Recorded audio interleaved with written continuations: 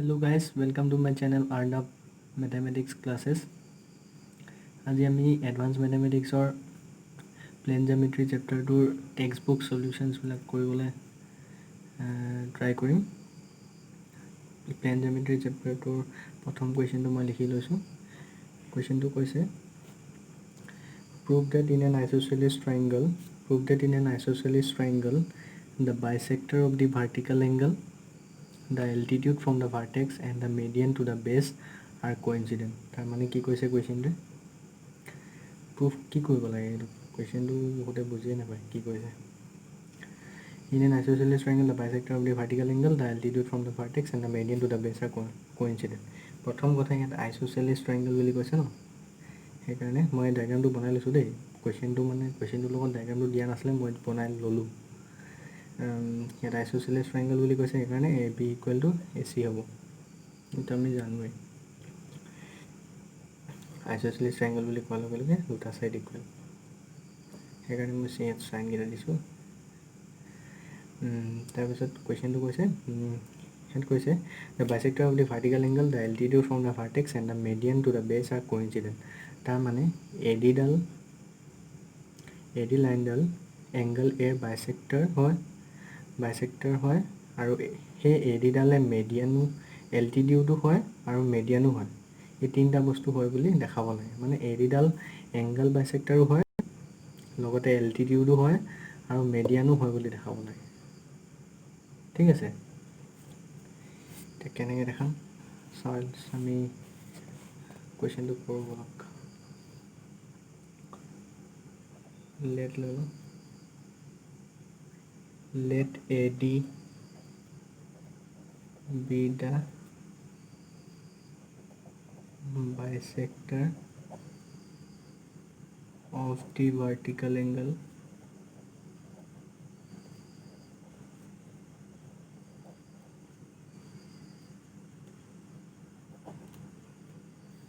let AD be the bisector of the vertical angle A. ঠিক আছে, vertical angle A of triangle ABC where AB equal to AC হয়। ঠিক আছে,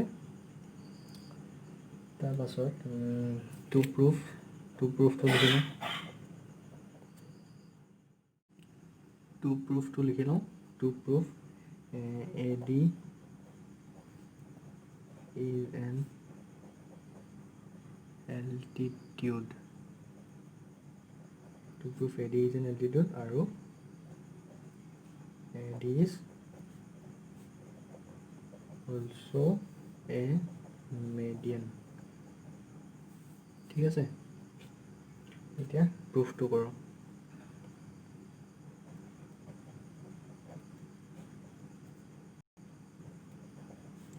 in triangle, দুটা triangle লৈ ল'ম। ইন ট্ৰাইংগল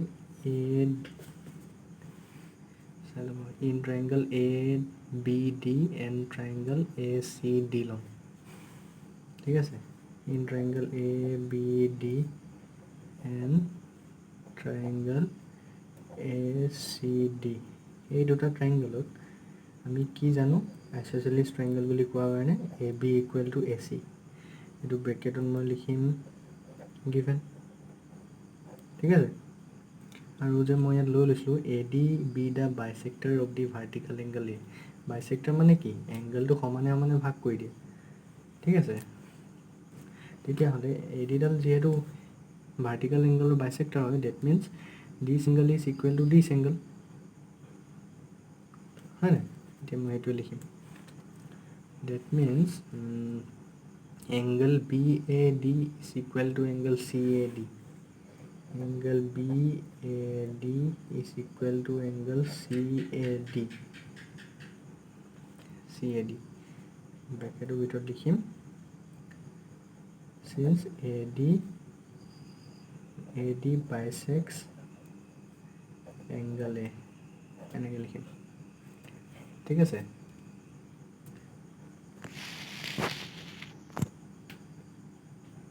তাৰপাছত এ ডিটো কমন ছাইড হয়। ইয়াত চাওক এইটো ট্ৰাইংগল আৰু এইটো ট্ৰাইংগল লৈছোঁ, এই দুটা ট্ৰাইংগলত এ ডিটো কমন ছাইড হয়, that means A D equal to A D, ব্ৰেকেটৰ ভিতৰত লিখিম common side, therefore triangle ABD is congruent to triangle ACD by কি side angle side ঠিক আছে। আৰু আমি কি জানো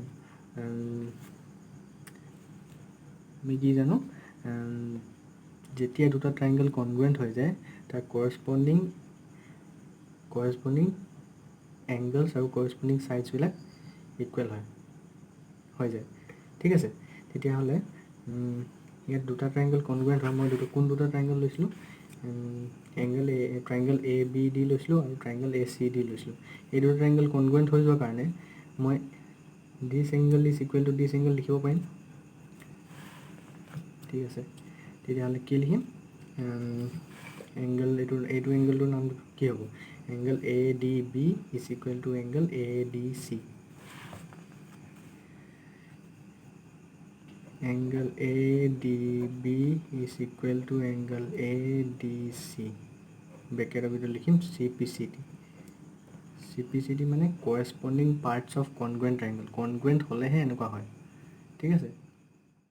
এতিয়া এই দুটা এংগল ইকুৱেল হৈ গ'ল by C P C T, but এই দুটা angle linear pair of angles হয়। যদি আমি ভালকৈ চাওঁ, এংগল এ ডি বি আৰু এংগল এ ডি চি এই দুটা এংগল প্লাছ কৰিলে 180 ডিগ্ৰী হ'ব, কাৰণ এই দুটা angle linear pair of angles হয়, ঠিক আছে। মই সেইটোৱে লিখিম, but angle A D B plus angle A D C equal to 180 degree, ব্ৰেকেটৰ ভিতৰত লিনিয়াৰ পেয়াৰ,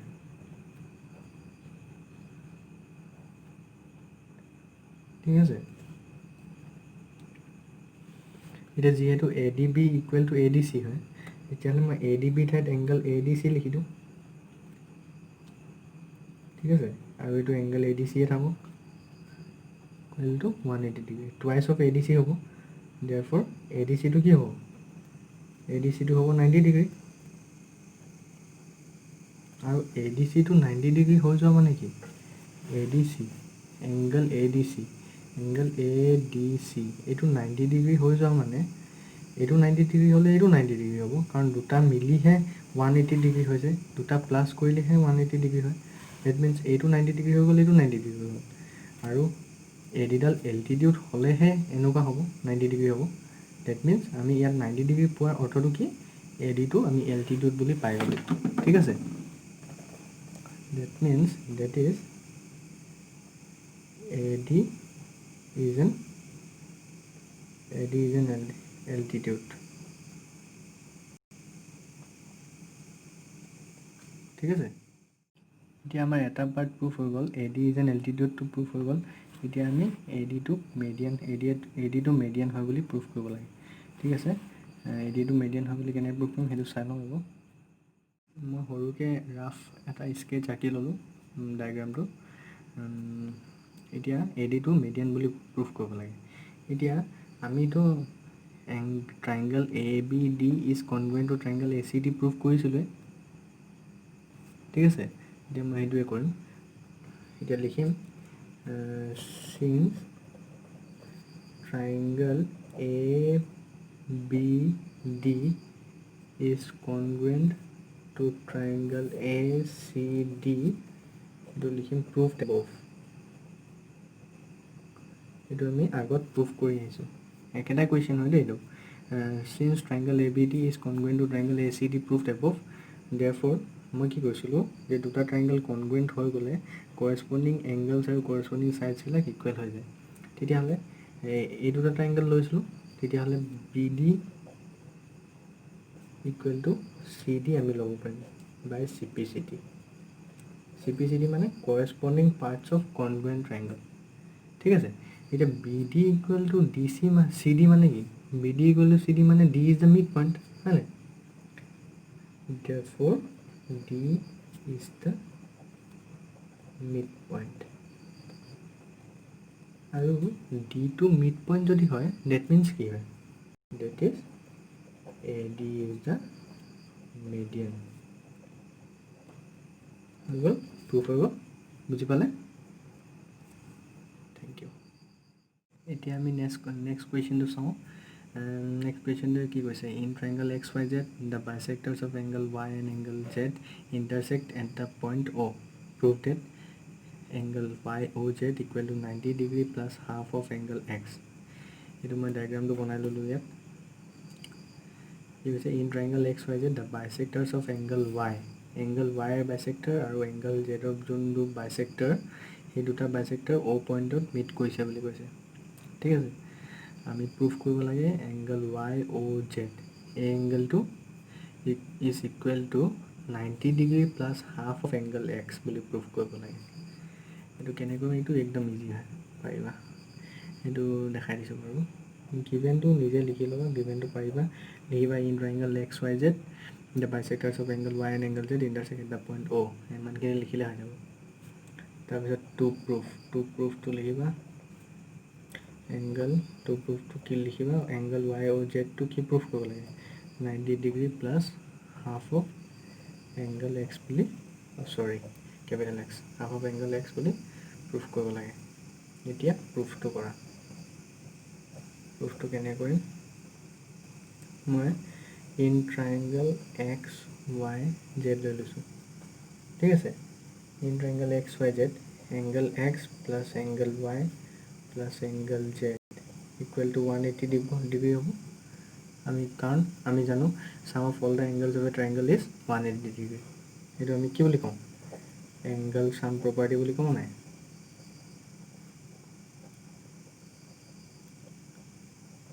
ঠিক আছে, sum of all the angles of a triangle is 180 degree, angle sum property বুলি কওঁ আমি এইটো।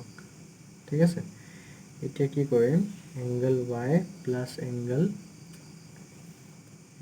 Y প্লাছ এংগল Zটো ইয়াতে ৰাখিম 180 ডিগ্ৰী, আৰু এংগল এক্সটো মই এইফালে লৈ যাম 180 degree minus angle x.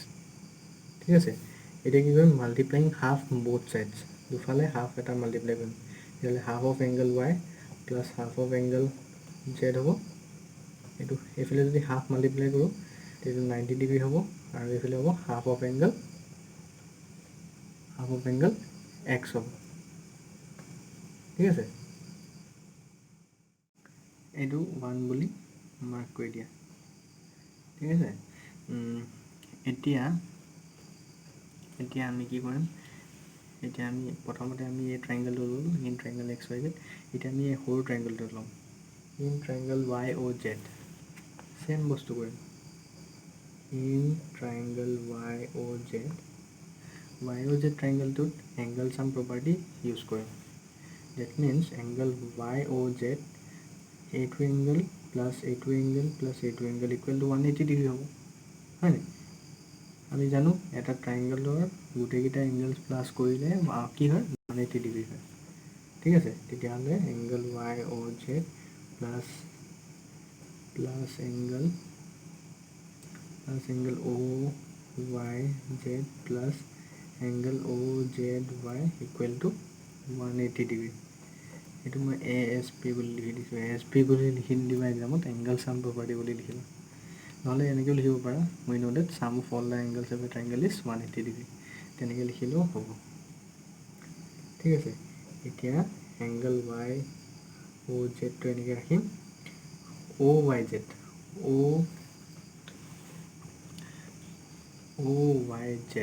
OYZ মানে এইটো এংগল, এই এংগলটো হাফ অফ এংগল Y হয়নে? সেইকাৰণে মই ইয়াত হাফ অফ এংগল Y বুলি লিখিব পাৰিম। আৰু OZY, এই সৰু এংগলটো হাফ অফ এংগল Z হয়, সেইকাৰণে মই এতিয়া ইয়াত হাফ অফ এংগল Z বুলি লিখিম। ঠিক আছে, এতিয়া ইকুৱেশ্যন 1ত হাফ অফ এংগল Y আৰু হাফ অফ এংগল Zৰ ভেলুটো আমি ওলাই থৈছিলোঁ, ইয়াত পুট কৰি দিম। Angle Y O' Z plus half of angle Y আৰু হাফ অফ এংগল জেড। এইটো ভেলুটো কি হয় 90 degree minus half of angle X, 90 degree minus half of angle X equal to 180 degree. ঠিক আছে, এতিয়া ৱাই অ' জেডটো ইয়াতে ৰাখিম 180 ডিগ্ৰী, 90 ডিগ্ৰীটো এইফালে প্লাছ হৈ আছে, এইফালে গ'লে মাইনাছ হৈ যাব 90 ডিগ্ৰী মাইনাছ 90 ডিগ্ৰী, আৰু এইফালে minus half of angle x হৈ আছে, এইফালে গ'লে plus half of angle x হৈ যাব। ঠিক আছে, আৰু angle Y O' Z is equal to 180 degree minus 90 degree কৰিলে 90 degree, 90 degree plus half of angle x. ঠিক আছে, হেঞ্চ প্ৰুভড। সেইটোৱে প্ৰুভ কৰিব লাগে, আমি ওলাই দিলোঁ।